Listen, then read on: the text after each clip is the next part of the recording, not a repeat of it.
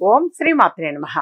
ఇప్పుడు తెలియజేసే అంశము శత్రు బాధలు నివారణ అవ్వాలి అన్నా, కోర్టు సమస్యల నుంచి బయటపడాలి అన్నా, మరి ఆర్థిక సమస్యలు తీరాలి అన్నా, ఎలాంటి కష్ట నష్టాలున్నా, ఒడిదొడుకులు జీవితంలో ఉన్నా అవన్నీ తొలగిపోవాలి అనంటే నృసింహ జయంతి నాడు తప్పనిసరిగా ఈ విధంగా ఆచరించాలి.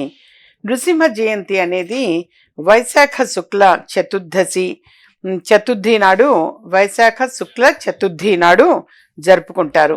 దశావతారాల్లో 4వ అవతారం శ్రీమన్నారాయణుడు లోక కళ్యాణం కోసం స్వీకరించిన దశావతారాల్లో 4వది శ్రీ నరసింహ అవతారం.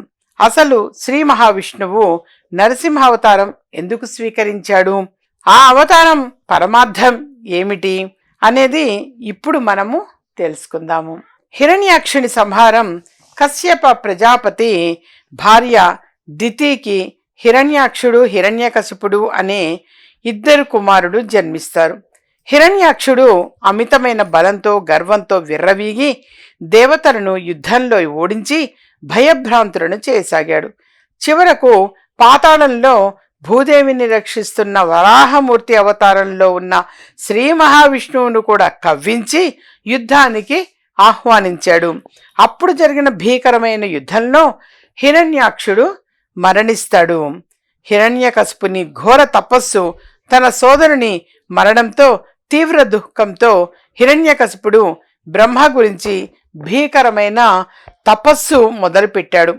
అతని తపస్సు ధాడికి ముల్లోకాలు కంపించిపోయాయి. ఈ తపస్సుకు హిరణ్యకశిపుని శరీరం ఎముకల గూడులా మారింది.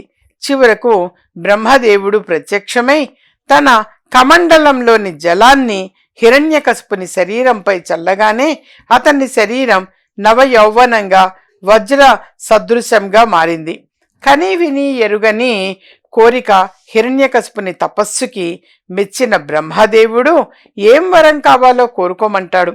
అప్పుడు హిరణ్యకశిపుడు విధాతకు మ్రొక్కి తనకి గాలిలో గాని ఆకాశంలో కానీ భూమిపై కానీ నీటిలో కానీ అగ్నిలో కానీ రాత్రి గాని పగలు గాని దేవ దానవ మనుష్యుల చేత గాని జంతువులచే గాని ఆయుధములచే గాని ఇంట గాని బయట గాని మరణము కలగకూడదు అని చెప్పేసి కోరుకుంటాడు. తథాస్తు అని బ్రహ్మ వరాన్ని అనుగ్రహించాడు. వరగర్వంతో రెచ్చిపోయిన హిరణ్యకశిపుడు బ్రహ్మ నుంచి పొందిన వరగర్వంతో హిరణ్యకశ్యపుడు ముల్లోకాలని జయించాడు. ఇంద్ర సింహాసనాన్ని ఆక్రమించాడు. పంచభూతాలని నిర్బంధించాడు.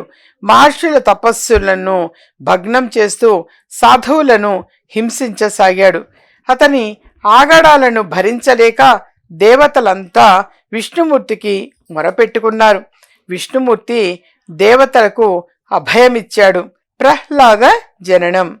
హిరణ్యకశిపుడు యుద్ధకాంక్షతో రగిలిపోతూ విధ్వంసం సృష్టిస్తున్న సమయంలో అదును చూసుకొని దేవతలు అతని రాజ్యంపై దండెత్తుతారు. గర్భవతి అయిన హిరణ్యకశిపుని భార్య లీలావతిని ఇంద్రుడు చెరబట్టబోగా నారదుడు ఇంద్రుని మందలించి లీలావతిని తన ఆశ్రమానికి తీసుకుపోతాడు. అక్కడ నారదుని నారాయణ భక్తి కీర్తనలు గర్భంలో నుంచే విన్న లీలావతి కడుపులో ఉన్న శిశువు నారాయణ భక్తుడు అవుతాడు. రాక్షసుని ఇంట మహాభక్తుడు హిరణ్యకశిపుడు రాజ్యానికి తిరిగి రాగానే నారదుడు లీలావతిని అప్పగిస్తాడు. కొన్ని రోజులకు విష్ణుద్వేషి హిరణ్యకశిపుని ఇంట మహాభక్తుడు ప్రహ్లాదుడు జన్మిస్తాడు. ప్రహ్లాదుడు తల్లి గర్భంలో ఉన్నప్పుడు విన్న నారాయణ భాగవతల కథల వాసన వలన పుట్టుకతోనే నారాయణ భక్తుడు అవుతాడు. నోరు తెరిస్తే శ్రీహరినామం తప్ప మరొకటి ఉండేది కాదు. హిరణ్యకశిపుని కంటకంగా మారిన ప్రహ్లాదుడు. హిరణ్యకశిపుడు ప్రహ్లాదునిచే విష్ణు భక్తి మాన్పించాలని, శ్రీహరినామం ఉచ్చరించకుండా చేయాలి అని అతన్ని ఎన్నో హింసలకు గురి చేస్తాడు. చివరకు ఎక్కడ ఉన్నాడురా శ్రీహరి, ఈ స్తంభంలో ఉంటాడా చూపించు అని ఆగ్రహంతో తన చేతిలోని గదతో స్తంభాన్ని మోదుతాడు. నమో నారసింహాయ. వైశాఖ శుద్ధ చతుర్దశి సాయంత్రం సంధ్యా సమయంలో దిక్కులు పిక్కటల్లేలా పెద్ద శబ్దంతో స్తంభం నుంచి నారసింహుడు ఉద్భవించి హిరణ్యకశిపుని సంహరిస్తాడు. బ్రహ్మ హిరణ్యకశిపుని ఇచ్చిన వరం ప్రకారం పగలు రాత్రి సంధ్యా సమయాల్లో ఇంట బయట గడప మీద ఆయుధం లేకుండా నరుడు జంతువు కానీ నరసింహావతారంలో ప్రాణం ఉన్నవి ప్రాణం లేనివి అయినా చేతి గోళ్లతో హిరణ్యకశిపుని కడుపు చీల్చి అతనిని సంహరిస్తాడు. నారసింహ జయంతి రోజున ఇలా చేయాలి. నారసింహ జయంతి రోజున శ్రీ నరసింహస్వామిని ధూప దీప నైవేద్యాలతో యథాశక్తి పూజించాలి. స్వామి ఉగ్రస్వరూపం శాంతింపజేయడానికి స్వామికి వడపప్పు పానకం నివేదించాలి. అనంతరం శ్రీ లక్ష్మీ నృసింహ కరావలంబ స్తోత్రం పఠించాలి. ముఖ్యంగా ఎవరైనా సరే కోర్టు సమస్యలు తీరని కష్టాలు ఉంటే నృసింహ జయంతి నాడు ఆలయంలో స్వామిని దర్శించి తులసిమాల సమర్పిస్తే సమస్యలు తీరుతాయి. ఎప్పుడు కోపం ఆవేశంతో ఉండేవారు ప్రతిరోజు సాయం సంధ్యావేళ శ్రీ లక్ష్మీ నృసింహ కరావలంబ స్తోత్రం చదువుకుంటే ప్రశాంతంగా ఉంటారు.